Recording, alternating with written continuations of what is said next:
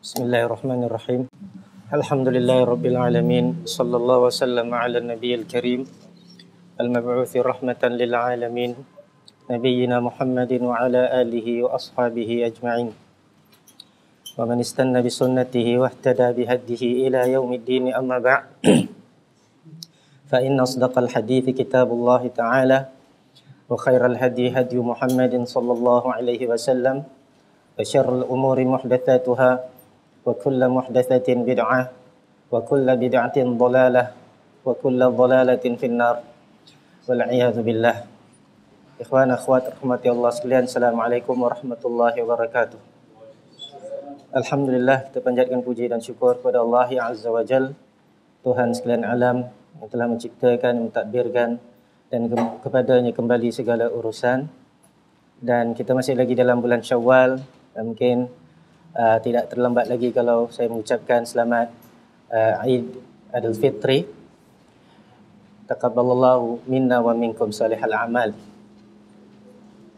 Dan alhamdulillah kita pada malam ini berkumpul sekali lagi untuk kita teruskan usaha kita menambahkan kefahaman kita di dalam agama Allah sebagaimana dianjurkan oleh Rasulullah sallallahu alaihi wasallam dalam hadis Muawiyah bin Abi Sufyan radhiyallahu anhu. Rasulullah sallallahu alaihi wasallam telah bersabda, "Man yuridillahu bihi khairan yufaqihu fid din." Yang mana artinya barang siapa yang Allah inginkan kebaikan untuknya, niscaya Allah akan berikannya kefahaman di dalam agama.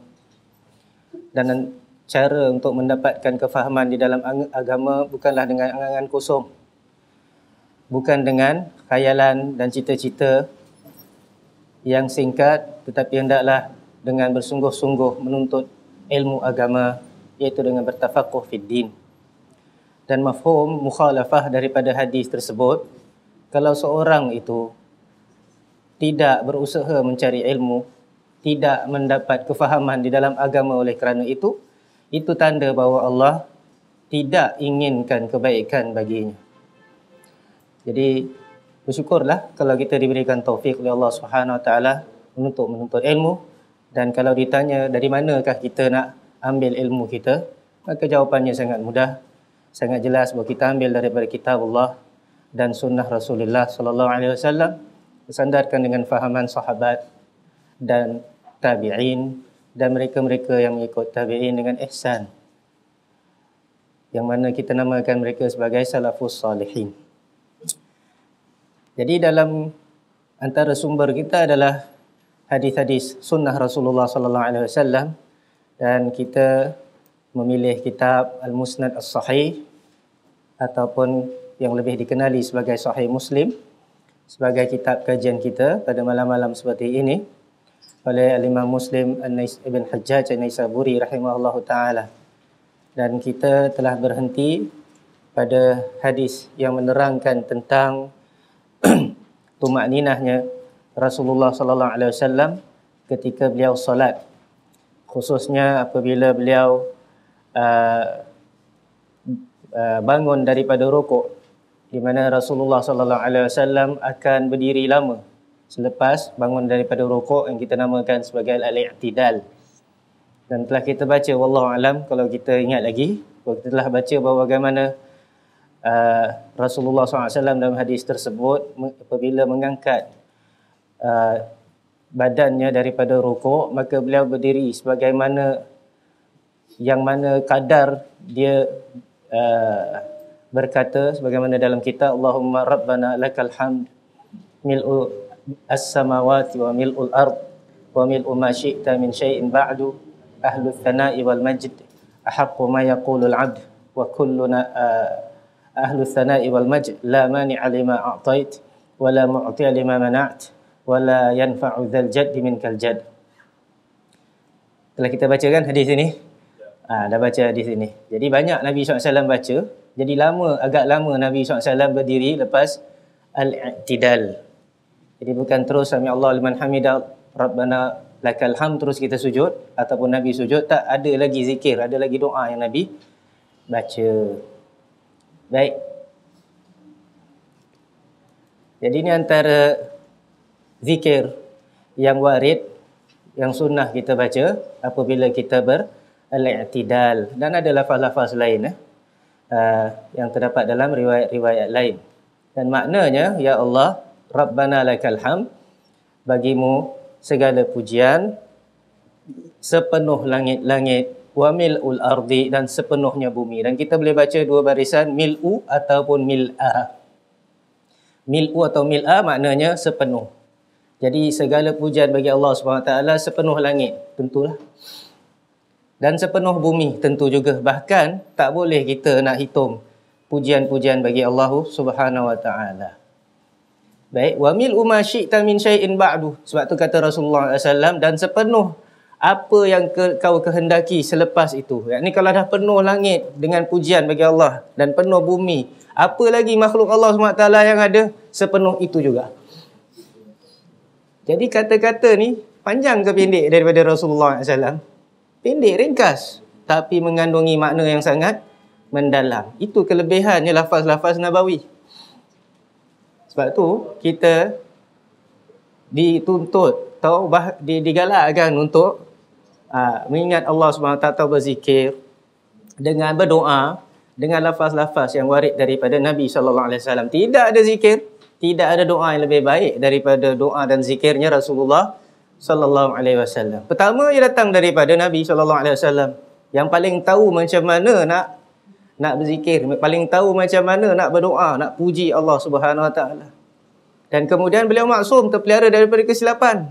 Tak mungkin ada dalam zikir tersebut, ada dalam doa tersebut sesuatu yang salah, yang tidak menepati hak Allah Subhanahu Wa Taala, mengurangi hak Allah lagi-lagi, ataupun mengandungi sesuatu yang salah. Sebab beliau adalah Rasulullah sallallahu alaihi wasallam. Baik, takkan Allah SWT akan biarkan beliau memuji sesuatu bagi Allah SWT yang tidak layak lagi. Berbeza dengan zikir-zikir yang dikarang oleh manusia lain. Doa-doa yang dikarang oleh manusia lain, tak kira siapa dia. Betul ke tidak? Ke sama macam Rasulullah SAW? Semua orang sama. Ada imam-imam yang doa je sama macam Rasulullah. Sama pun tak ada. Tapi lebih teruk lagi, ada orang menyangka bahawa tak, ni lagi bagus daripada doa Rasulullah. Ini lagi bagus daripada zikir Rasulullah. Ini tahu istighfar ni special. Lain tempat tak ada, kat negeri kita je ada. Dan ni lagi bagus daripada zikirnya Rasulullah SAW. Tapi ada pula yang mengatakan tak, istighfar ni, selawat ini, doa ini tak adalah lagi bagus daripada yang datang dari Rasulullah. Tapi kita tambah-tambah je. Kita apa ni? Suplemen atau apa? Komplimen. Wah, komplimen, suplemen sama je. Maknanya tak cukup lagi lah. Betul lah? Tambah lagi vitamin kat dalam. Wah, jadi dia punya boleh tambahkan lagi. Kalaulah apa yang datang dari Rasulullah SAW dah paling bagus, dah paling baik, dah paling cukup, kita nak cari zikir selain daripada zikir Rasulullah, istighfar selain daripada istighfar Rasulullah, selawat dan sebagainya. Baik, tak ada. Tapi dalam waktu yang sama, adakah kita mengharamkan semua zikir, semua doa, semua selawat yang tidak warid dari Rasulullah SAW? Tidak. Tidak juga. Jangan salah. Jika ia bukan tempat-tempat yang kita perlu baca zikir-zikir tertentu, selawat tertentu, baik doa tertentu yang disunatkan, maka dibolehkan. Jadi kita tetap tak mau salah juga. Jangan sampai kita disangka bahawa kita mengharamkan orang-orang yang nak doa dengan doa lain. Tak boleh jangan sangka macam itu. Cuma kita katakan kita lebih suka untuk berzikir dan berdoa dengan apa yang datang dari Rasulullah SAW. Nak ikutkan kalau kita zikir, kita doa, kita selawat dengan apa yang datang dari Rasulullah SAW pun tak habis lagi, tak cukup. Tak habis lagi kita punya usaha. Baik. Dan telah kita baca juga bahawa dalam hadis tersebut bahawa adalah solatnya Rasulullah SAW, rukuknya dan bangunnya daripada rukuk dan sujudnya dan duduknya antara dua sujud qariban minas sawa. Maknanya apa? Hampir sama. Hampir sama apa dia? Lama. Jadi itulah sunnahnya Rasulullah SAW dalam solat. Ni solat fardu ke ataupun semua solat? Semua solat. Fardu pun macam gitu. Baik. Cuma di sana ada pembahasan yang mengatakan bahawa semuanya sama, rukuknya, kadar rukuk, kadar i'tidal dan kadar sujud sama. Tapi ini semua lagi pendek daripada qiyam, yakni baca Fatihah dengan surah. Ini kata Imam Nawawi rahimahullah ta'ala di bawah. Tak tahu kita dah baca ke belum? Saya rasa belum. Belum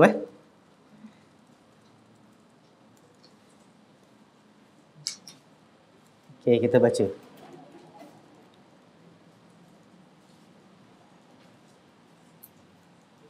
Dia kata Imam Nawawi rahimahullah ta'ala ada dalam kitab Bab i'tidal arkanis salati wa takhfifuha fi tamam. Bab i'tidalnya, yakni persamaannya rukun-rukun solat dan ringannya rukun-rukun itu tapi dalam keadaan sempurna. Jadi bukan kecil, bukan sedikit, bukan ringan tapi tak sempurna. Ringannya solat Nabi SAW, maknanya tak panjang sangat tapi sempurna, fi tamam. Baik, kata Imam Nawawi, qauluhu haddatsana Hamid bin Umar, diterangkan barisnya. Baik. Al-Bakrawi. Al-Bakrawi. Kenapa Al-Bakrawi? Bakrawi ini nisbah kepada datuknya yang paling atas, iaitu Abu Bakrah As-Sahabi. Abu Bakrah As-Sahabi, datuk dia, jadi dinisbahkan kepada datuknya. Nak ikutkan Abu Bakrah tu pun ada datuk lain, dia pun ada nisbah lain, betul tak? Tapi oleh kerana Abu Bakrah ni sahabat dan dia adalah elder yang special kat dalam keluarga tu, mereka nisbahkan dia kepada sahabat ini. Macam Umar Al-Umari. Kadang-kadang cucu cicit apa semua diorang dah nisbahkan pada Umar. Pada Umar tu sendiri dia ada nisbah lagi. Ini adalah kebiasaan orang-orang Arab. Di sana mungkin ada datuk mana yang hebat. Jadi mereka nisbahkan, binkan ataupun nisbahkan kepada datuk tersebut.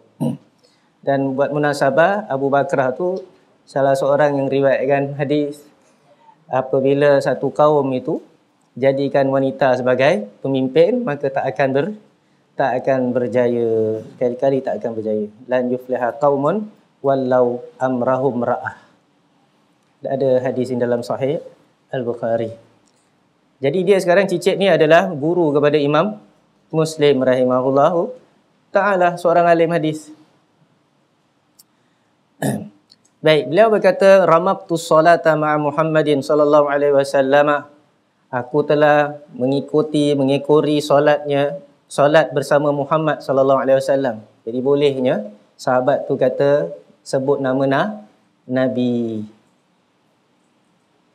Mana boleh panggil Nabi dengan nama dia? Jadi dia dah salah ke belum? Dia apa jawapan dia? Tak boleh panggil nama Nabi kan? Kena panggil Ya Rasulullah Muhammad. Dia kata betul, dia tak panggil Nabi dengan nama Muhammad. Dia sekarang sedang apa? Dia sedang khabar kan? Aku solat sama-sama dengan Muhammad sallallahu alaihi wasallam. Tapi kalau depan Nabi dia tak akan panggil Muhammad, dia panggil Ya Rasulullah. Cerita lain tu. Hatta isteri Nabi SAW, isteri pun tak panggil Rasulullah dengan nama dia. Dia panggil Rasulullah. Aisyah pun panggil Rasulullah. Baik, maka aku dapati bahawa dirinya, rukuknya dan i'tidalnya selepas rukuk dan sujudnya dan duduknya antara dua sujud dan duduknya antara salam, ma bainat taslim wal insiraf. Jadi selepas salam dan beredar daripada solat, qariban minas sawa, hampir sama. Dan telah kita terangkan bahawa Nabi SAW sunnahnya lepas beri salam, Assalamualaikum warahmatullahi, Assalamualaikum warahmatullahi, Nabi turun kat kaki jalan tak? Tak, Nabi duduk sekejap. Berapa sekejap? Macam mana dia duduk tadi untuk tasyahud? Macam mana dia duduk tadi untuk duduk antara dua sujud? Macam mana dia sujud? Macam mana dia rukuk? Macam mana dia i'tidal? Boleh tahan juga. Jadi saya nak beri perhatian, saya lihat ada juga orang-orang dalam masjid dah lepas salam tu, tak tahu kenapalah, cepat-cepat dia nak pergi tempat lain, beredar. Duduklah dulu. Duduk sekejap. Sebab tu sunnah Rasulullah SAW. Dan buat apa nak duduk? Banyak zikir kita nak kena baca. Allahumma antas salam, astagfirullah, antas salam, apa tu semuanya ada dalam 5 minit ada. Jadi amalkanlah sunnah tu. Kalau orang sunnah tak nak amalkan, siapa nak amalkan? Baik. Imam tu ada baca tu, baca ni, imam tu doa. Imam buat, kita buat lain benda.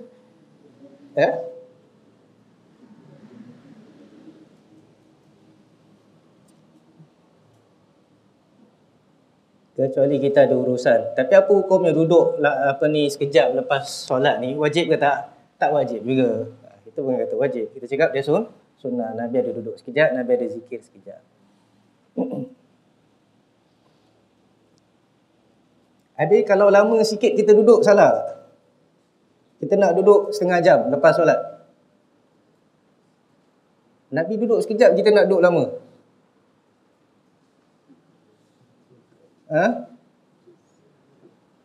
Boleh tak boleh? Boleh. Tapi tak sunnah. Untuk subuh je. Lain semua tak boleh. Boleh tapi tak sunnah.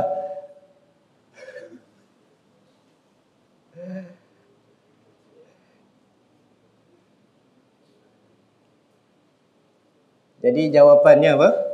Boleh. Dan sunnah. Daripada sudut apa? Kita ada zikir-zikir. Naam. Dan duduk dalam masjid umumnya ada kebaikannya. Tak ada hal. Cuma kita selalu duduk lama-lama lepas solat tak balik-balik sampai orang, asal ni tak kipas nak tutup ni, lampu nak tutup ni. Kita jadikan dia sunnah biasa sangat, itu yang tak boleh. Sebab dia bukan sunnah yang biasa.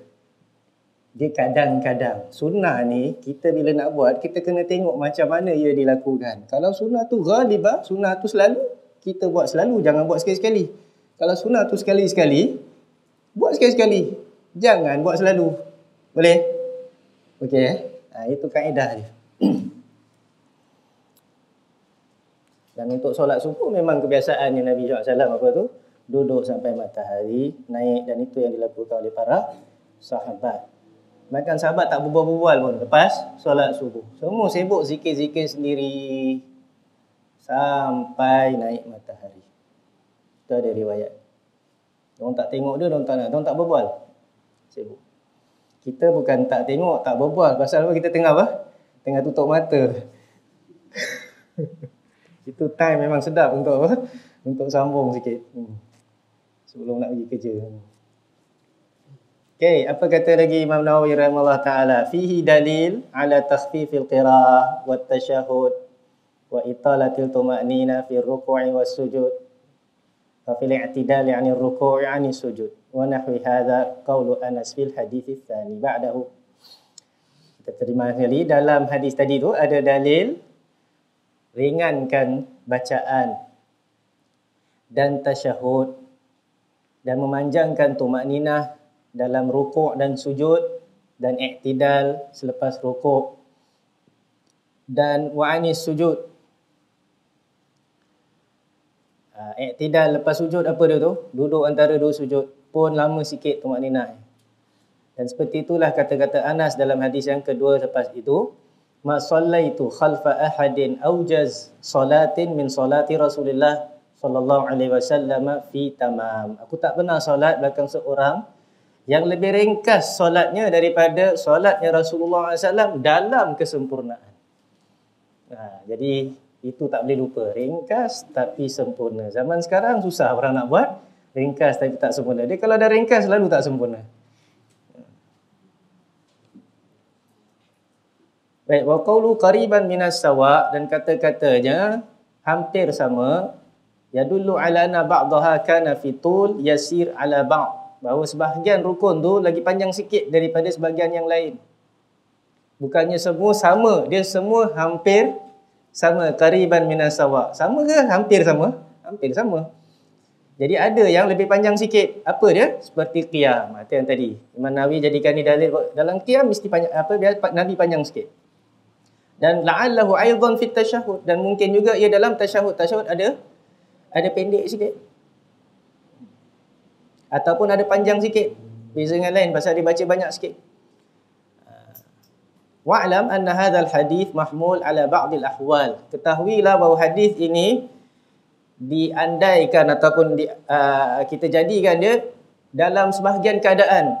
Dalam keadaan siapa? Keadaan solatnya Nabi SAW. Bukan selalu mesti macam gini Nabi solat. Semua sama je. Tak. Ini dalam sebahagian keadaan. Ni kata-kata Imam Nawawi ni, boleh terima tak? Anas kata Nabi solat macam ini. Semua hampir sama.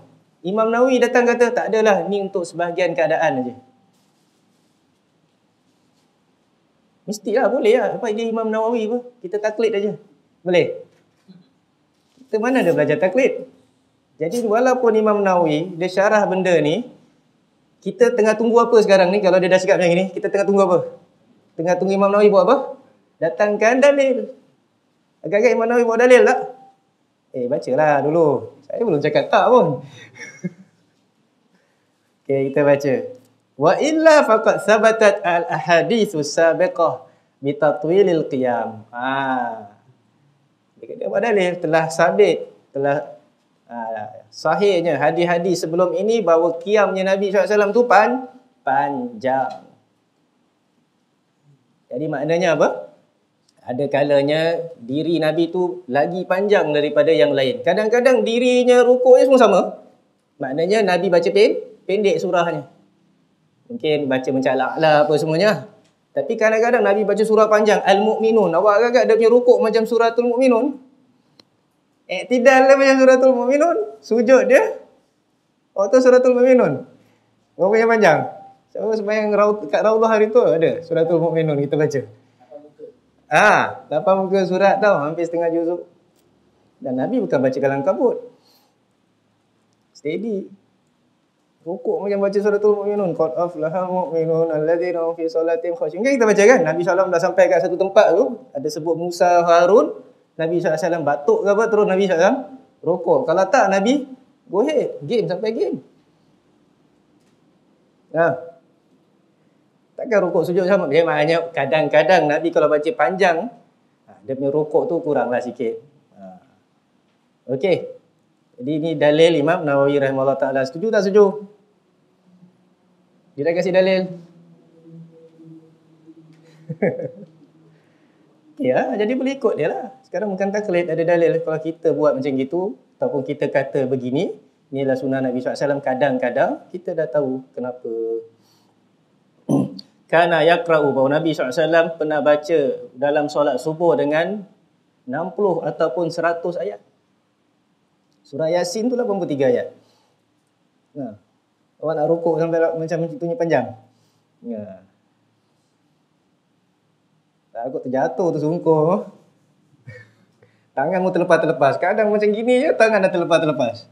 Nak grip apa tu, lutut pun tak boleh. Terjatuh je. Lagi tarawih ayat panjang. Okey. Kalau sujud dah satu jadi keras agaknya. Macam film lama. Dan Nabi kadang-kadang baca dalam solat zuhur dengan alif lam mim. Tanzilul kitab minallah. Kan ada? Tanzilus sajadah. Tanzilul kitab la raiba fihi min rabbil alamin. Surah Sajadah. 3 muka surat. Itu solat zuhur. Agak-agak Nabi rukuk macam gitu panjang? Tak. Wa annahu kana tuqamus solat fayadhabu dzahib. Bahawa dalam hadis, Imam Nawawi bawa lagi, dia ingatkan lagi dengan hadis yang kita tak ingat. Jadi bila kita baca, kita ingat dulu kita dah baca hadis ni. Bahawa adanya orang solat dah iqamah. Jadi dah nak start solat, dia keluar pergi kubur Baqi'.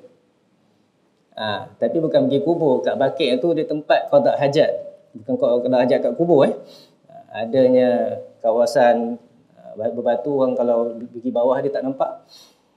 Dia qada hajat. Lepas tu dia balik pergi rumah dia, dia ambil wuduk tau. Datang balik masjid, dia dapat rakaat pertama. Jadi solat zuhur ni, rakaat pertama baca sikit-sikit ya. Baca panjang-panjang. Kita kadang-kadang tak sempat baca satu surah pun tak habis lagi. Baca kulhu pun tak sempat. Imam ni baca surah ke tidak? Itu solat zuhur. Dan dia baca surah Al-Mu'minin. Suratul Mu'minun. Hatta balagha dzikru Musa wa Harun. Sampai pada ayat yang disebut tentang Musa wa Harun. Dan Nabi SAW pernah solat maghrib, baca surah Tur, baca surah Al-Mursalat dalam solat maghrib. Panjang juga. Dan dalam Sahih Al-Bukhari, Nabi SAW baca surah Al-A'raf. Surah Al-A'raf. Berapa juzuk?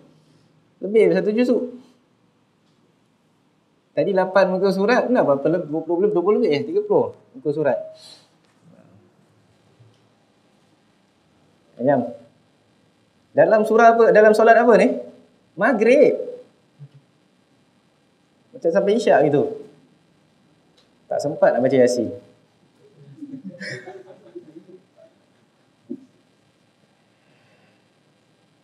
Apa lagi kita nak baca? Paling bagus baca Quran lah. Ibadat orang Islam, orang beriman ni ibadatnya apa? Baca Quran dalam solat. Itu the best lah. Tak ada lagi baik daripada itu. Sebab Nabi punya munajat semua macam tu.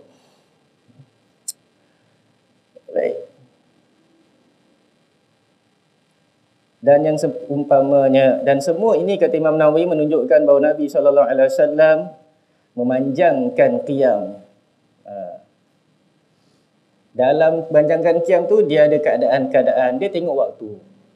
Tengok waktu, kadang-kadang panjang, kadang-kadang pendek. Wa hadzal hadis alladhi nahnu fihi, dan hadis ini menunjukkan bahawa dalam sebahagian waktu, itu Nabi punya qiyam, dia punya rukuk, dia punya apa, semuanya agak sama. Okey. Baik, kata Imam Nawawi lagi, waqad zakarahu Muslim fi riwayatil ukhra, dan Imam Muslim telah menyebutkan dalam riwayat lain, tapi tak ada di situ sebutnya diri dalam solat. Maknanya Nabi SAW adalah dirinya, yang riwayat kita baca tu adalah dirinya, rukuknya, bangun daripada rukuk, sujud tu semua. Dalam satu riwayat tak ada sebut adalah solat Nabi SAW, dirinya tu tak ada. Jadi tak ada sebut diri. Maknanya semua hampir sama kecuali diri tak masuk. Wa kadza dzakarul Bukhari, itu dalam riwayat Muslim dan dalam satu riwayat Al-Bukhari. Dan dalam riwayat Bukhari clear cut, dia kata apa? Ma khalal qiyam, kecuali qiyam. Ya, ini kecuali qiyam, yang lain semua sama dia punya kadar kecuali dirinya. Ma khalal qiyam wal qu'ud, diri dan duduk tak sama. Maknanya ini panjang, yang itu pendek sikit. Wa hadza tafsirur riwayatil ukhra, dan inilah tafsir riwayat yang lain. Jadi kita dah faham sekarang bahawa sunnah Nabi SAW bukan mesti macam gitu. Baik, tapi kadang-kadang macam gitu. Kadang-kadang, tapi biasanya dirinya yang panjang. Dan duduk antara dua sujud tu tak semestinya panjang macam tu semua. Kadang-kadang panjang, kadang-kadang pendek. Baik, dan kata-katanya fajalsatahu ma baina taslimi wal insiraf, dan duduknya beliau antara memberi salam, selepas beri salam dan beredar. Dalil bahawa Nabi SAW biasa duduk selepas beri salam. Duduk sekejap di tempat duduknya. Adakah itu masih menghadap kiblat ataupun dah pusing pada sahabat? Tak sebut pada situ. Tapi kita dalam riwayat lain, Nabi SAW biasa akan apa ni? Pusing dan hadapkan wajahnya kepada para sahabat radhiyallahu anhu. Qauluhu ghalaba 'alal Kufa rajulun fa'amara Aba Ubaidah an yusalliya bin nas. Kita ada baca hal ini bahawa ada orang yang memerintah Kufah. Lalu beliau yang conquer Kufah ni, Kufah di Iraq, dia perintahkan Abu Ubaidah. Abu Ubaidah ni anak sahabat, anaknya siapa? Anaknya Ibnu Mas'ud. Supaya solat jadi imam. Jadi dalam riwayat itu tak sebut siapa ni orang yang conquer Kufah. Dan telah kita ceritakan kisah dia. Baik, saya tak rasa awak ingat. Ingat? Oh, saya tak rasa awak ingat. Ustaz ni tak confident dengan anak murid lah. Ada tahu orang ingat? Ada. Ada cakap lah benda macam tu.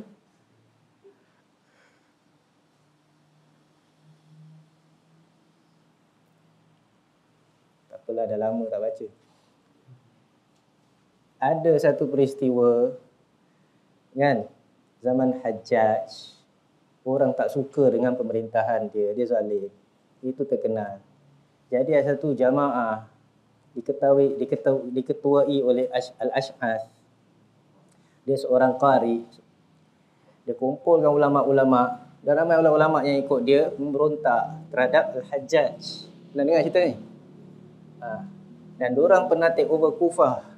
Datangnya satu orang ni, dia datang, dia lawan balik. Dia take over balik. Ingat ni?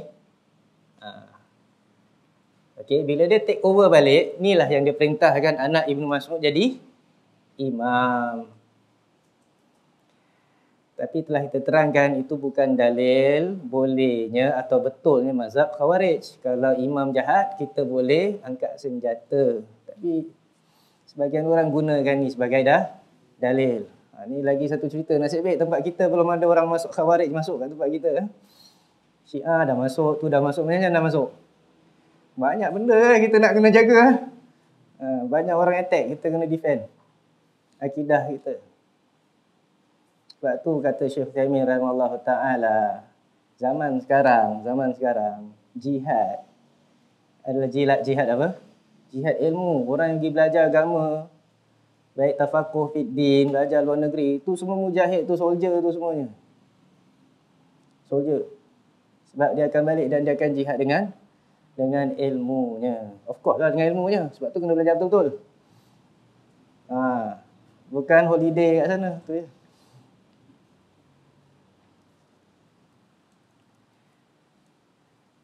Sebab tanggungjawab mereka besar.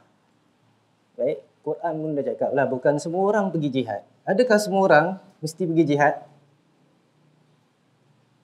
Tapi kalau bukan semua orang, sebahagian orang. Tapi yang lagi orang yang tak pergi jihad buat apa? Relax, holiday. Kerja diorang apa? Walaula nafara min kulli firqatin minhum ta'ifatun yatafaqahu fiddin. Kenapa tak ada satu golongan yang kecil, satu kumpulan yang tak pergi? Tapi buat apa? Tafaqahu fiddin. Tafaqahu, betul-betul punya belajar. Jadi excuse untuk tak pergi jihad. Jihad tu kelebihan dia sangat besar. Dalam Quran punya banyak fadail. Jihad. La yastawil qa'iduna minal mu'minina ghairu ulil darari. Dan seterusnya, tak sama orang yang duduk, yang tak ada alasan tak pergi jihad ni, dengan orang yang pergi jihad di amwalihim wa anfusihim dalam surah An-Nisa. Tak sama dengan orang yang pergi jihad. Faddalallahu al-mujahidina 'alal qa'idina darajah. Allah telah muliakan orang yang pergi jihad dengan atas orang yang duduk ni, yang tak pergi jihad, berapa darajat. Tapi semuanya wa kullu wa'adallahu al-husna. Itu fadilatnya jihad. Seorang orang berbuat jihad, tapi Allah kata jangan semua pergi jihad. Mesti ada golongan. Excuse dia siapa? Untuk orang menuntut ilmu. Ni zaman jihad ni, zaman musuh semua ada. Baik, sebab tu salah orang yang datang, ya pasal tak pergi dakwah, belajar je. Pergi dakwah lah, orang sesat, orang tak solat, orang apa semuanya kan, dia ajak pergi dakwah, ajak orang pergi masjid tu. Habis kalau kau tak pergi keluar sama-sama dengan kita, kau tanggung tahu dosa-dosa orang. Dia selalu takut-takut kan kita macam tu, ataupun orang-orang macam tu. Itu dia bawa ayat macam-macam tentang amar ma'ruf, nahi mungkar. Kadang-kadang dia bawa ayat, tapi ayat tu sebenarnya pergi jihad. Infiru khifafan wa thiqalan. Keluarlah. Dalam keadaan senang, dalam keadaan susah. Baik. Jadi diorang anggap tu sebagai apa ni? Sebagai dalil-dalil untuk wajib. Kan kita keluar dakwah. Ni dakwah. Lagi satu grup ajak orang pergi jihad. Tapi saya bacakan ayat apa ni? Bukan semua pergi jihad. Kata Allah SWT. Kenapa tak ada satu ta'ifah, tu golongan? Bukan satu orang pun, satu golongan yang mencukupi lah. Yang duduk, yatafaqahu fid din. Untuk apa? Liyunzira qaumahum. Liyunziru qaumahum idza raja'u ilaihim. Supaya nanti diorang balik jihad, orang-orang yang dah cukup ilmu ni, kasih tahu kepada diorang. Sebab orang pergi jihad tak ada time nak pergi buka buku. Diorang dapat buka Quran malam-malam tu pun dah bagus dah. Bila masa nak buka buku? Nak cek tentang halal haram apa semuanya. Okey? Nak ikutkan orang nak pergi jihad tu pun kena tafakuh dulu. At least dalam satu bab apa dia? Bab jihad lah. Dan salah satu bab jihad apa dia? Solat apa? Solat khauf. Awak tanya orang sekarang nak pergi jihad, macam mana solat khauf? Tak tahu ke tidak? Habis kalau orang mati dalam peperangan, dalam jihad, apa kau nak buat? Kau tahu tak apa nak buat? Agak-agak.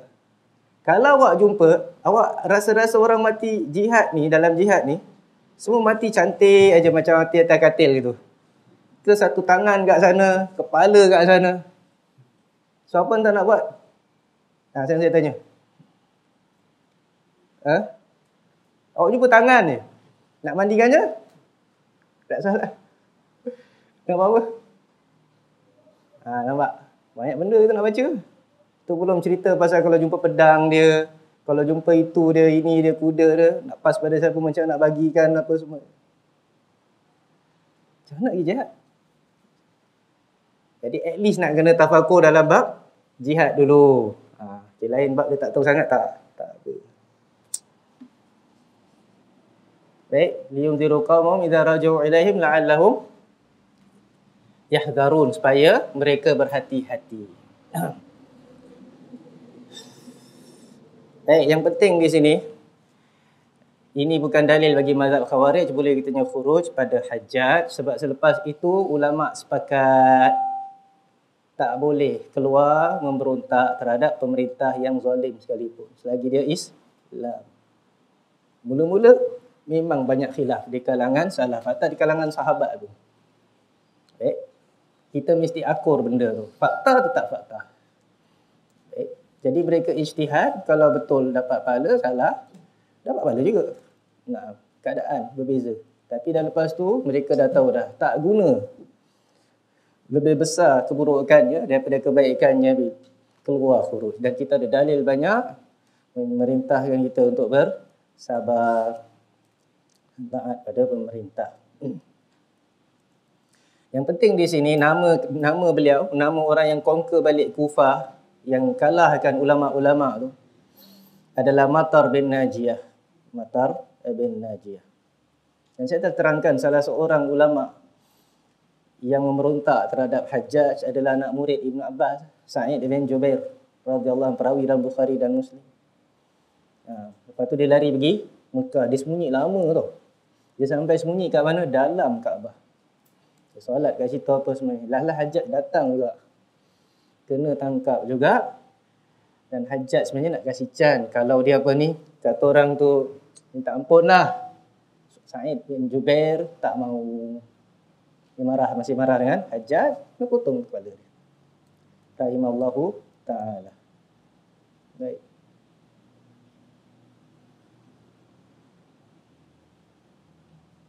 Zaman dulu tak kunci ke pintu Kaabah?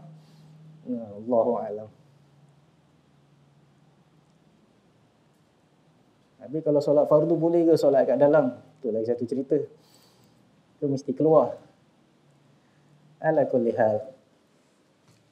Jadi beliau perintahkan anak Ibn Mas'ud imamkan manusia, kemudian dia bawakan hadis tadi. Apa hadis dia? Bahawa dia ni solat bila apa tu bangun daripada rukuk, lama nak diri. Lama diri. Itu dia. Aku ni solat macam solatnya ataupun Rasulullah. Jadi solat dia adalah pembacaan ni sebagaimana kita baca, yakni ketika i'tidal. Itu adalah komentari daripada Imam Nawawi rahimahullahu ta'ala. Ada lagi riwayat? Saya rasa yang ini kita belum baca. Riwayat berapa ni? 472 saya punya. Saya baca je. Depan dia ada Khalaf bin Hisham. Ada? Okey, ada Buku surat apa Tak. 4? 845. Okey, dah jumpa. Okey, 845. Hadis dia tulis itu nombor berapa? 19? 195. Nombor tu pun ada. Tapi yang betulnya nombor dia 472. 472 ni maknanya running number daripada first bab, daripada Kitabul Iman. Yang 195 start daripada Kitabus Solah. Jadi kena ada 2 nombor. Tapi kita tahu dalam kitab Imam Muslim ada nombor ni semua tak? Tak ada. Yang letak nombor ni orang lain.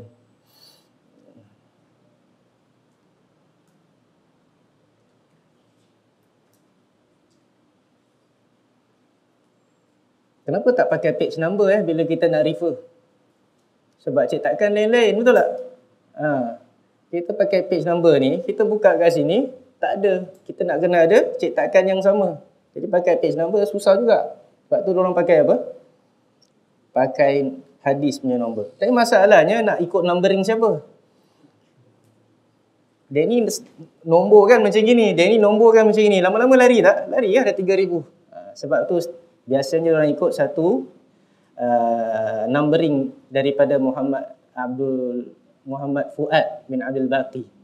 Ini orang Mesir, dia bukan ulama lah tapi dia buat numbering. Dia buat usaha. Dan dia ada manhaj dia untuk numbering tu. Siapa belajar ilmu hadis dah pangkat tahap tinggi, dia kena tahu macam mana numbering sistem kat dalam. Dan adakah numbering ni yang terbaik? Ada tak kritikan terhadap numbering sistem ni? Ada sebenarnya. Ada. Tak bagus juga dia punya numbering. Tapi nak kata apa, orang semua dah pakai numbering ini, jadi kita pun pakai. Jadi kalau ikut numbering sini ni. Muhammad Fuad Abdul Baqi. Rahimallahu ta'ala. Baik, hadis dia kata Imam Muslim, haddatsana Khalaf ibn Hisham qala haddatsana Hammad ibn Zaid an Thabit an Anas qala inni la alu an usalliya bikum kama ra'aitu Rasulullah sallallahu alaihi wasallam yusalli bina.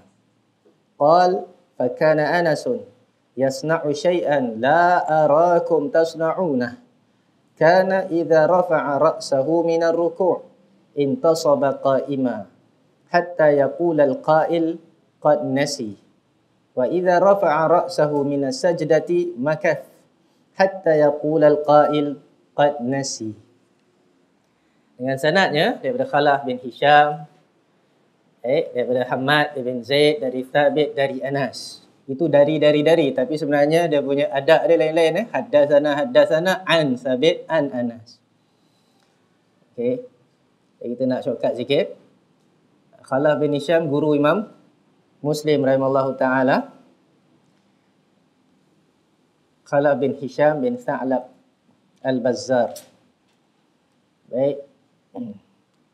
Abu Muhammad Al-Baghdadi daripada Baghdad. Al-Muqri Ahadul A'lam.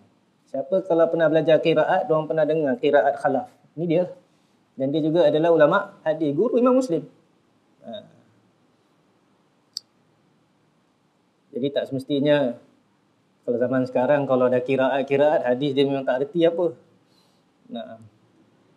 Di zaman dulu boleh Dan beliau ni ada meriwayatkan daripada Imam Malik. Jadi dia punya tabaqah dia riwayat daripada Imam Malik, Abu Awanah, Hammad bin Zaid. Hammad bin Zaid ada dalam sanad. Dan orang yang meriwayatkan dia ni antaranya adalah Imam Muslim dan Abu Daud. Ini dua-dua adalah anak murid kepada beliau. Kata Ibn Hajar dalam Taqrib Fiqh. Dan beliau wafat tahun 227. Okey. Nak ikutkan kita tak payah cek guru-guru Imam Muslim rahimahullah ta'ala. Imam Muslim dia tulis kitab apa nama dia? Kitab Sahih. Tentu first kali yang dia saring siapa? Guru dia sendiri. Sebab tu dia mampu nak saring. Tu guru dia tahu Jadi kalau dia riwayatkan daripada guru dia, tentulah dia dah saring. Ini guru fiqh. Baik. Jadi biasanya kita terus tengok kepada apa? Kepada sanad-sanad selepas itu. Selepas itu Hammad bin Zaid.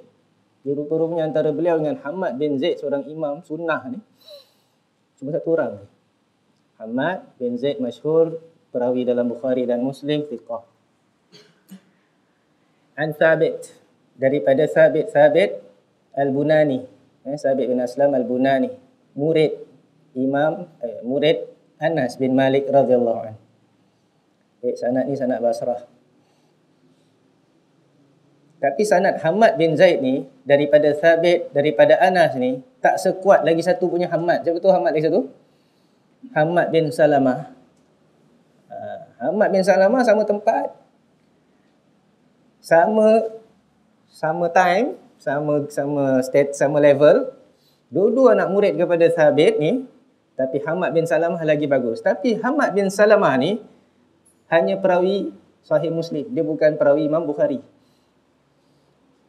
Tapi dalam riwayat Sabit daripada Anas, riwayat dia lagi bagus.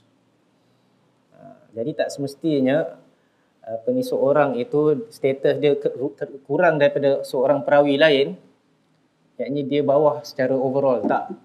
Dia mungkin lagi bagus dalam dalam riwayat daripada guru-guru yang tertentu. Dan sebabnya apa? Sebab dia mulazamah dengan guru tersebut. Jadi mungkin dia weak kat tempat-tempat lain, tapi dia bagus daripada satu guru. Okey tak? Tapi ada orang belajar semua satu guru ya. Dah lah weak lah terus. Ada orang belajar dengan 10 guru. Mungkin dia cuma bagus dengan satu guru. Kalau riwayat daripada guru ni memang dia expert. Tapi riwayat daripada guru lain, kacau sikit. Jadilah jadi. Kena belajar banyak-banyak, makin pening lagi ya. Okey. Jadi Anas bin Malik riwayatkan hadis ini, dia kata, aku tak peduli kalau aku solat mengimamkan kamu sebagaimana aku telah melihat Rasulullah SAW solat mengimamkan kami. Inilah alu. Dia berkata, adalah Anas melakukan sesuatu yang aku tidak melihat kamu lakukannya. Adalah dia apabila mengangkat kepalanya daripada rukuk, dia akan tegak berdiri. Sampai seorang akan berkata, qad nasi. Maknanya apa? Nabi dah lupa. Anas ni dah lupa. Lupa apa? Dia terlupa ni. Patutnya kena rukuk. Dia bangun tak rukuk-rukuk lagi. Dia boleh sambung pula. Ni solat gerhana ke apa? Kalau dah sampai macam gitu punya, sampai dia dah lupa, maknanya lama sikit ke lama banyak ni? Lama banyak ni. Dan apabila dia bangun dan angkat kepalanya daripada sujud, jadi duduk antara dua sujud, nak baca Rabbil Firli ni, maka dia diam, dia duduk je. Sampai orang akan kata, dia dah lupa. Lama nak kat situ. Jadi ni sama dengan hadis Nabi SAW yang hadis tadi kita baca. Nabi punya tu semuanya panjang-panjang. Hampir sama kadar. Jadi Anas bin Malik amalkan sunnah Nabi ke tidak? Amalkan. Tetapi apa yang pelik dekat sini? Awak baca hadis tu. Aku telah melihat Anas melakukan sesuatu yang aku tak nampak kamu lakukan. Kamu tak lakukan. Dan ni dah zaman tabi'in. Zaman tabi'in, orang dah tak buat macam itu. Orang dah tak lepas i'tidal diri lama sikit. Orang tak duduk antara dua sujud lama sikit. Orang dah fast game jugalah kirakan. Tu dah, tu baru berapa? 100 tahun aja agaknya. 100 lebih tahun lepas wafatnya Rasulullah SAW. Sahabat masih hidup. Sunnah Nabi ni dah, orang dah tinggalkan. So mustahil tak? Kalau zaman sekarang lagi banyak. Biasalah. Jadi sunnah ni dah ditinggalkan, dah dilupai oleh orang-orang awal lagi. Okey. Tapi alhamdulillah sudah ni kita pelajari. Sekarang dalam Sahih Muslim pun bukannya kat tempat ceruk-ceruk ada pun masih orang tak amal. Jadi Anas bin Malik orang yang sangat berjasa pada umat ni sebab dia riwayatkan ni lepas tu dia amalkan pula tu. Aku tak peduli, aku nak solat juga macam mana Nabi, aku nampak Nabi solat. Okay. Jadi kalau siapa yang hidupkan sunnah ini, pahalanya besar.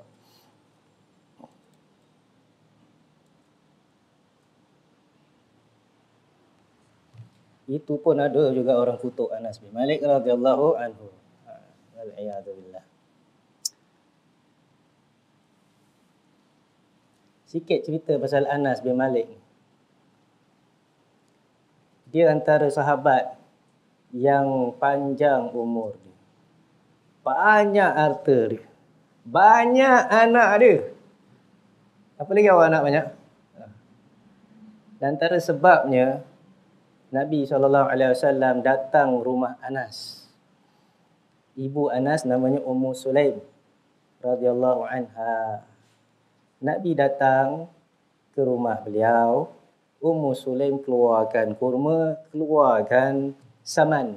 Saman ni minyak lah. Tapi Rasulullah SAW kata simpan tamar kat tempat dia, simpan saman ni kat tempat dia. Sesungguhnya aku berpuasa. Ummu Salamah tak puasa? Ni puasa apa ni namanya? Puasa sunat. Alhamdulillah. Nabi tak makan ni. Mana boleh orang cuba makan tak makan? Okey lah. Tu mana boleh tu awak punya sangkaan. Sekarang dah ada Nabi dah tak makan. Awak nak macam mana? Lepas tu Nabi tanya, mana kau nak aku solat? Orang tunjuk satu tempat. Nabi pun solat. Lepas tu saf belakang dia Anas. Belakang lagi ibu dia. Dalam tu riwayat makcik dia pun ada dekat situ. Okay. Itu hadis dalam Sahih Al-Bukhari. Imam Bukhari kata bab seorang yang menziarah satu kaum tapi tak buka puasa kat situ. Dia buka puasa sunat. Jadi kalau awak ini nak puasa 6 ni bukan main susah. Dan dah bagus-bagus puasa. Sekali nak kena orang ajak makan, buat kacau. Tapi kalau tak makan nanti, alamak, dosa ke apa ke? Jadi jawabnya tak apalah. Cakaplah aku puasa. Baik. Tapi cerita dia belum habis. Cerita dalam Sahih Bukhari tu belum habis. Nabi SAW lepas solat, Nabi doakan untuk keluarga rumah tu. Dan ini dalil bolehnya doa lepas solat. Ibnu Hajar cakap macam itu. Tak ada orang pelik kat sini biasa je semua. Yelah, siapa yang cakap tak boleh doa lepas solat? Ada ke? Salafi kata tak boleh doa lepas solat Tak boleh Boleh. Siapa kata tak boleh? Yang tak boleh apa dia? Apa dia? Apa yang tak boleh? Ramai-ramai. Sekali-sekali boleh. Ini bukan Nabi buat selalu. Dan ni pun bukan solat fardu. Ni solat sunat. Yang penting di situ Nabi doa. Ini dalil bahawa kalau kita tak makan kat rumah orang, kita doakan dia. Kita tak makan dekat walimah dia sebab kita puasa, kita doakan dia. Okey juga. Ramai. Okay, yang penting lepas tu Ummu Sulaim kata kepada Rasulullah, indali khuwaisal. Aku mempunyai satu hajat. Satu hajat kecil. Khuwaisal ni tasghir. Ada satu hajat. Apa dia? Ni anak aku ni, Anas. Doakanlah untuk dia ya Rasulullah. So Ummu Sulaim ambil kesempatan untuk minta Nabi SAW doakan untuk Anas. Betul ke macam tu? Maknanya bagus ke buat macam tu? Patutnya awak minta Rasulullah SAW doa untuk siapa? Doakan untuk aku ya Rasulullah. Tak? Kalau orang sekarang bukan gitu. Orang cium, ambil janggut dia, habis botak. Sahabat-sahabat tak buat gitu pun. Minta doa je. Okey, jadi menunjukkan Ummu Sulaim bagus. Dia korbankan diri dia dahulu utama kan orang lain. Anak dia tak apa. Sayang daripada anak dia. Dan Nabi pun doa untuk dia. Antara doanya, kata Anas, apa dia? Banyakkanlah harta dia, banyakkanlah anaknya, panjangkanlah umur. Kata Anas bin Malik, aku dah nampak dah. Dan masukkan dia dalam syurga. Aku dah tengok 3 benda tu. Aku harap aku dapat yang last tu lah. Radhiyallahu anhu. Jadi dalam riwayat lepas tu, Anas bin Malik kata anak perempuan dia, aku dah tanam anak daripada sulbi Anas bin Malik 100 lebih. Awak faham apa ni? Anak Anas bin Malik ada 100 lebih, dia tanam. Anas masih hidup ke tak ni? Masih hidup. Jadi maknanya apa? Anak dia banyak ke tak? Tu anak yang mati tau. Lahir mati.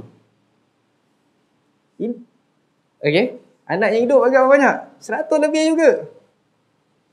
100 lebih. Subhanallah.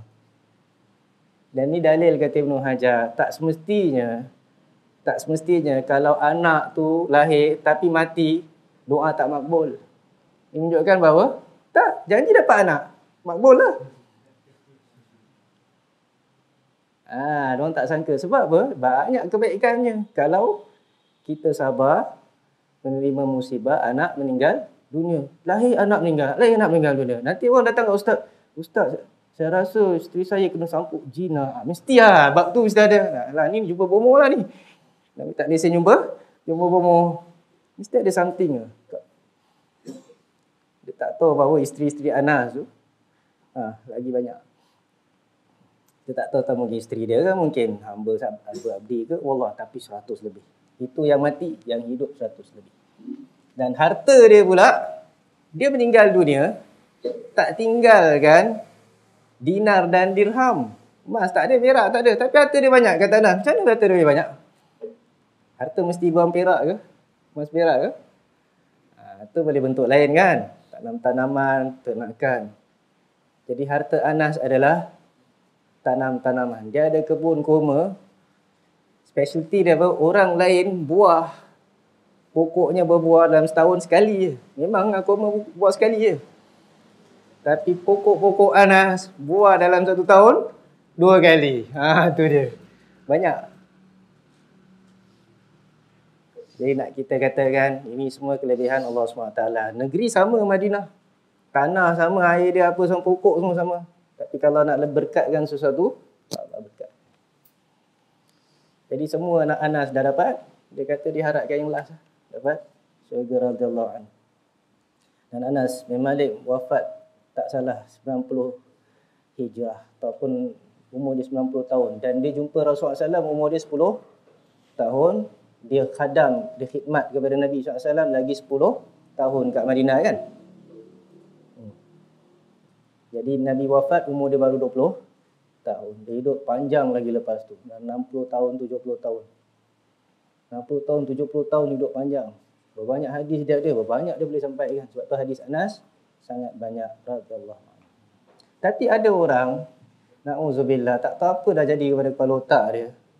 Sakaf. Dia kata apa? Anas ni riwayat khurafat. Macam mana? Ini masalah. Ni orang apa Sakaf tu kan? Hasan Sakaf. Riwayat khurafat. Sebab dia ni bila tak setuju je dengan sesuatu riwayat, tak kena dengan mazhab dia memang gitu je. Lidah dia jahat. Sebab tu banyak orang tuduh dia Syiah. Ala kulli hal. Kalau Syiah apa pula mereka cakap tentang Anas? Awak kalau baca biografi dia dalam kitab Rijal, dia terperanjat awak. Tak apa, tu nanti lain kali. Yang penting, kata Anas. Okey, jadi yang penting, iktidal dan duduk antara dua sujud panjang. Itu sunnah. Lagi satu riwayat. Haddatsani Abu Bakar bin Nafi' al-Abdi. Qala haddatsana Bahzun. Qala haddatsana Hammad. Qala akhbarana Thabit. عن أنس قال ما صليت خلف أحد أوجز صلاة من صلاة رسول الله صلى الله عليه وسلم في تمام كانت صلاة رسول الله صلى الله عليه وسلم متقاربة وكانت صلاة أبي بكر متقاربة فلما كان عمر بن الخطاب مد في صلاة الفجر وكان رسول الله صلى الله عليه وسلم إذا قال سمع الله لمن حمده قام حتى نقول قد أوهم ثم يسجد ويقعد بين السجدتين حتى نقول قد أوهم. Dengan sanadnya haddatsani, kita menceritakan kepadaku Abu Bakar bin Nafi' al-Abdi. Kita fahamkan apa makna menceritakan kepadaku haddatsani? Siapa yang baca hadis? Guru ke murid?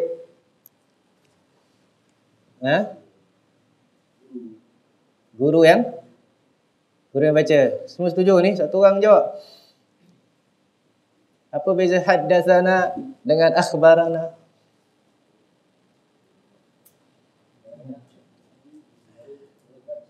Saya yakin awak semua ingat lagi. Semua segan je kan?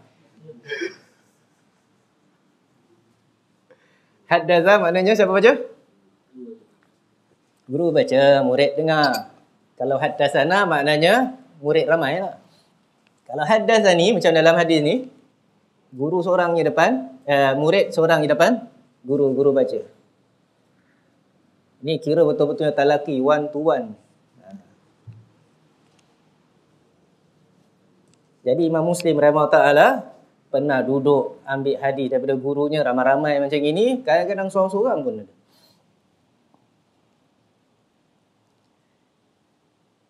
Rajin. Guru tak berapa banyak guru dia. Kita dah hafal nama-nama guru dia. Allah, banyak guru dia. Kita satu guru pun tak boleh handle. Tak? Malas je. Betul lagi ramai-ramai guru.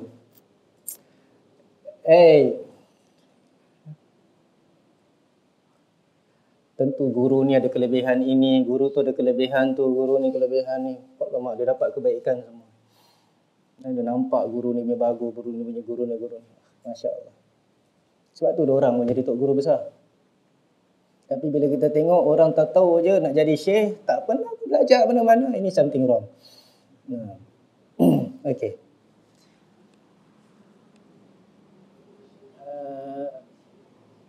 Nama beliau adalah Muhammad bin Ahmad bin Nafi' al-Abdi Abu Bakar. Itu adalah kunyah dia. Nama dia Muhammad Ibn Nafi' al-Basri. Jadi orang Basrah. Itu ringkasnya. Dan beliau ni adalah saduq. Masyhur bi kunyati saduq. Saduq maknanya status dia hadis hasan. Minimum dia hadis hasan.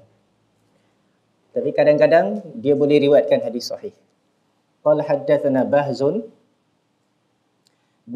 ibn Asad al-Ammi. Bahzun bin Asad al-Ammi al-Basri al-Imam. Dan beliau meriwayatkan daripada Syu'bah, Hamad bin Salamah dan lain lagi. Dan riwayat beliau ada dalam Sahih Bukhari juga. Berkata Imam Ahmad, ilaihil muntaha fit tathabbut. Dia adalah yang paling peak dalam at-tathabbut, berhati-hati dalam periwayatan. Jadi berhati-hati dalam periwayatan itu adalah satu kelebihan. Jadi guru ni sangat hati-hati. Kalau orang ada problem, orang lemah tu dia tak ambil hadis. Baik, berkata Abu Hatim imamun saduqun thiqah. Imam saduq thiqah. Jadi itulah kata-kata ulama. Jadi mesti Ibnu Hajar kata beliau ni thiqatun thabt. Ini adalah Bahzun. Dan beliau riwayatkan daripada Hamad. Di sini Imam Muslim cuma sebut Hamad, dia tak cakap bin apa? Bin Sabit ke bin Zaid? Jadi agak-agak siapa? Bin Zaid lah, ikut riwayat tadi. Sebab riwayat sama. Qala akhbarana Sabit. Di sini akhbarana yang tadi an. Ingat tak? Hamad akhbarana Sabit an Anas. Qal, aku tak pernah solat belakang seorang pun yang lebih ringkas solatnya daripada solat Rasulullah SAW. Dalam kesempurnaan adalah solatnya Rasulullah SAW hampir sama, mutaqaribah. Maknanya apa? Hampir sama. Rukun-rukunnya sama. Antara solat ni dengan solat ni pun hampir sama. Wa kanat solat Abu Bakrin mutaqaribah. Dan adalah solat Abu Bakar pun macam solat Nabi SAW. Hampir sama. Dan Abu Bakar terkenal dengan orang yang paling ikut sunnah. Dan beliau adalah orang yang paling faham sunnah. Falamma kana Umar bin Khattab. Dan apabila zaman Umar bin Khattab, madda fi salatil fajri. Beliau panjangkan dalam solat fajar. Solat subuh. Jadi menunjukkan bahawa yang sama, hampir sama tu bukan antara rukunnya, tapi antara apa ni? Antara satu solat dengan satu solat. Hampir sama. Tapi Umar bin Khattab dia panjangkan solat subuh lebih daripada solat-solat lain. Di sini tak disebutkan berapa panjang. Tapi antara yang biasa dibaca oleh Umar bin Khattab dalam solat subuhnya, dia baca surah apa? Lupa saya, lupa. Dia ada baca, ada tu riwayat tu dia baca panjang dalam solat fajar. Baik. Wa kana Rasulullah SAW bila qala sami'allahu liman hamidah, Nabi bila kata sami'allahu liman hamidah, dia akan berdiri hinggalah kami katakan qad auhama, beliau telah waham. Dia lupa. Dan kemudian beliau sujud. Jadi lama diri lepas sujud. Wa yaq'udu baina sajdatain, beliau akan duduk antara dua sujud sampai kami, yakni sahabat-sahabat katakan qad auhama. Beliau telah waham, telah lupa. Jadi ini menguatkan hadis yang tadi. Jadi kita telah sampai kepada akhir riwayat dalam bab tadi. Kita nak masuk bab baru. Tak apa. Ada apa-apa soalan?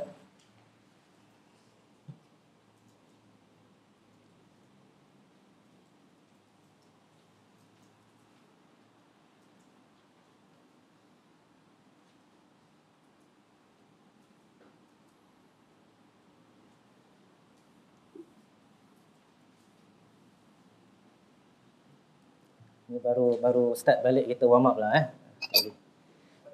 Nah.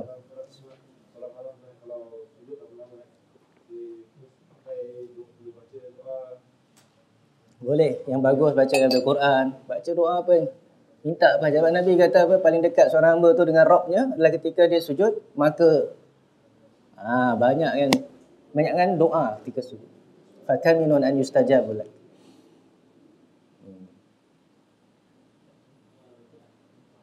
Jadi banyak doa dalam sujud. Baca Al-Quran. Nah, orang selalu tanya, kalau baca doa dalam Quran, tapi dalam Quran dia Rabbana atina. Nah, kami dunia hasanah fil akhirati waqina azabannar, kami. Tapi ini seorang aja. Kita tukar tak Rabbana atini fid dunya hasanah. Saya dah belajar bahasa Arab. Rabbana la tuzigh qalbi ba'da idh hadaitani. Kita baca sama dalam Quran. Jadi benda ni pun saya pun tak tahu, tapi kita duduk dengan masyayikh kata afdalnya baca macam mana dalam Quran walaupun dalam sirah jamak. Sebab jamak ni tak kisah, dia boleh ramai pun boleh. Dan kita ambil lafaz Quran terus lagi bagus. Tapi kalau doa-doa lain tak apa. Yang asalnya adalah pakai dhamir ataupun ganti nama seorang aja. Jadi bila kita baca dalam sujud, bukannya kita baca Quran, kita baca doa. Tahulah, mesti nak tahulah apa kita baca lah. Kita dilarang baca Quran dalam rukuk dan sujud. Kalau baca macam baca lepas Fatihah tu tak. Kita baca doa ni, lepas tu baca doa ni.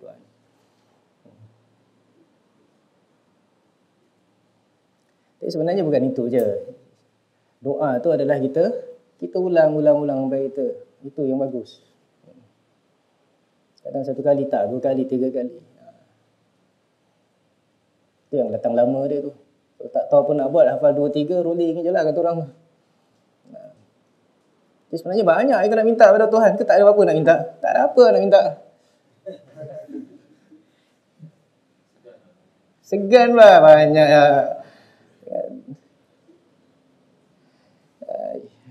Kalau kita tak tahu nak minta, something wrong lah kan. Kita tak tahu apa sebenarnya yang kita perlukan.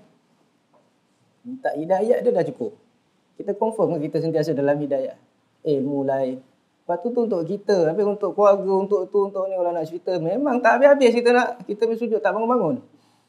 Sebab tu, syariat kasih can kita apa ni. Sujud lama-lama, solat lama-lama. Kat mana? Langit boleh. Sebab tu bila orang semua konon-konon ni tak tahu doa. Jadi, diorang ni konon nak tolong orang-orang yang tak tahu doa. Lepas solat fardu pula banyak doa.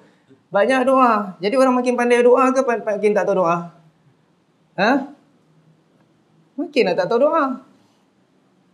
Ya ke? Jadi semua tak tahu doa dan tak nak belajar macam doa, tak tahu. Semua tunggu je imam baca baca amin kan. Senang. Amin pun dapat kan apa? Amin dapat tak? Itu antara tak baiknya tu. Jadi kita doa dalam solat rawatib kita, dalam solat sunat. Baik. Lagi apa? Ada soalan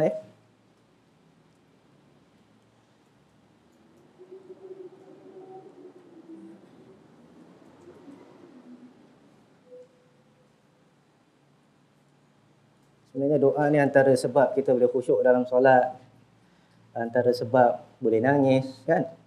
Kita kalau hayati apa kita minta. Dan sebab ikhlas juga. Orang tak ikhlas takkan doa. Pasal bila dia doa betul-betul dia nak tu mesti ikhlas kan, betul tak? Ada orang nak doa main-main. Sebab tak ada orang tahu apa benda doa Nak riak apa ke? Kan ada doa kuat-kuat dalam solat, dalam sujud dia. Betul salah. Tak boleh. Dalam hati boleh lah. Dalam hati tak boleh lafazkan. Itu yang rajih. Walaupun ada ulama kata boleh.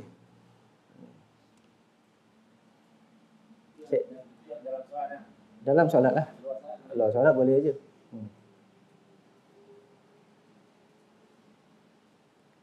Sama juga apa? Yalah, dalam hati pun boleh doa kan? Boleh minta macam-macam dalam hati boleh.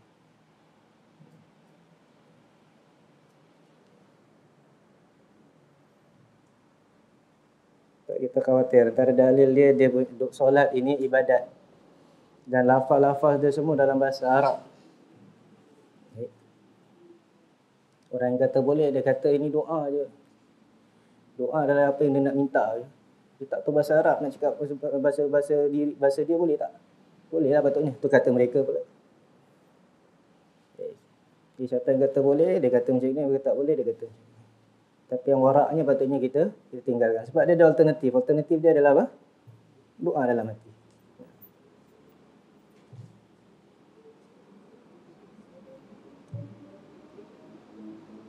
Baik, kita berhenti di sini. Ada lagi ya? Tak ada? Kita berhenti di sini. Subhanakallahumma bihamdika asyhadu an la ilaha illa anta astaghfiruka wa atubu ilaika. Allahumma shalli ala nabiyyina Muhammad wa ala alihi wasallam.